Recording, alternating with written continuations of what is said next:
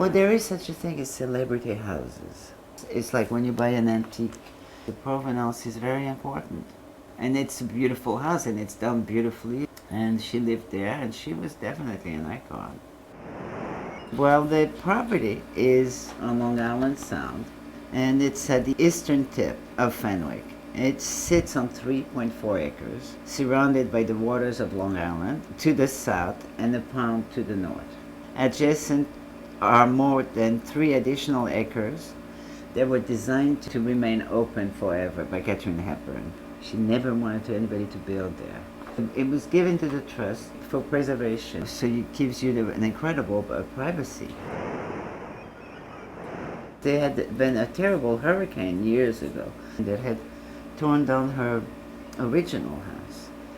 And so when she rebuilt this one, they probably put in jetties. So the main house, you have a beach with 2 jetties to really protect the property.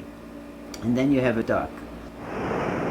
Catherine Otten, that was her niece, who was in a movie with her, Guess Who's Coming to Dinner. And she's still around, she's an actress. Mr. Sammy lifted the house 5.5 feet. It was below water level. I mean, the water would come in all the time. He saved the house. He really did. It could have been torn down because the house was really in this incredible disrepair. Nothing had been done to it in all those years. He stayed on the outside pretty close to the original. I mean, those columns weren't there. You know, this patio wasn't there like that. And you have a wraparound porch, it wasn't there before. It's all been totally redone. And the interior, very much so. Which is a lot of work to do and a lot of smarts and a lot of creativity. And that's great because now we have a landmark of the Katharine Hepburn house. The foyer was totally opened up. The ceilings were way lower and the staircase was really a small staircase. This is the living room. If I'm not mistaken, I think that used to be the dining room. And then he put in French doors, saved the fireplaces. I think there's 7 fireplaces. Since we live in such a cold climate, years ago they kept the rooms very small. But her living room, which is not the family room, was always very large, and a big fireplace.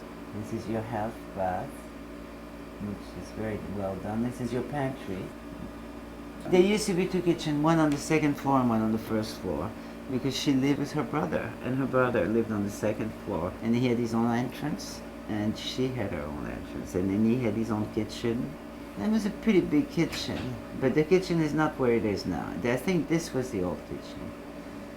It was closer to the door, and this part was part of the old kitchen. He took some of the entranceway, the old entranceway, and some of the old living room, and incorporated into dining room, kitchen. It's very hard for me to even remember what it was like. It's very hard.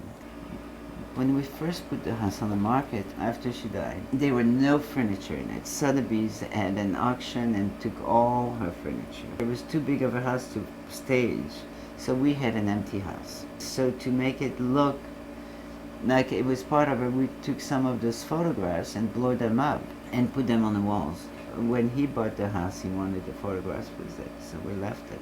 But he had them framed. That was a nice thing to do. It's a landing on the 3rd floor that houses 2 other bedroom suites. It used to be a lot of little rooms, and it's been totally gutted and opened up. Yeah, that's nice. That's one of the bedrooms. That's the full baths up there, one of them. Very nice, yeah. The master bedroom. It's been all reconfigured, except he saved the fireplace and he put in the banquettes and opened up the windows. It used to be smaller windows, but now you really get an incredible feel of the view. You're facing Long Island Sound, and then you're facing the Connecticut River. And then you're looking at the lighthouse from this banquet. That's your little porch. Very nice. You're looking at Long Island Sound. And on a clear day, you can really almost think you can touch it. This is the master bedroom bath, which is really lovely. This is part of the master, and there's a sitting room where you go out onto a sun porch to take some sun. things change with generational. You know, architecture changes and interiors change. People change. And so now this is the way that everybody wants to live. You know, open, bright light. The light. The light that comes into the house. And a natural light. That's really what's nice. You're at the beach, you want to have that natural light. It used to be very dark, which was great. It was like a camp, you know, and a lot of little rooms. But now it's really a family house. It's not just a camp, you know. I mean, you really can live in there. It's very nicely done. I think she would love it because it's done. I mean, she would have not have done it herself. She was a real Yankee. If it's not broke, don't fix it. But if somebody had done it, she had gone away and come back, and how can you not? How can you not?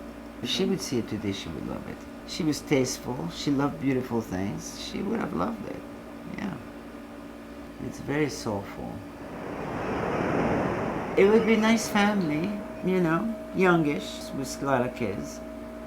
And because Fenwick is a great family place. You know, you have golf, you have tennis, you have swimming, you have boating, and you have lots of programs for kids. Or it could be another movie star. I would love to see Meryl Streep play it. You know, somebody, or Kate Blanchett who played Katharine Hepburn, you know, that would be the fantasy. I don't think that would happen. But a nice family, yeah.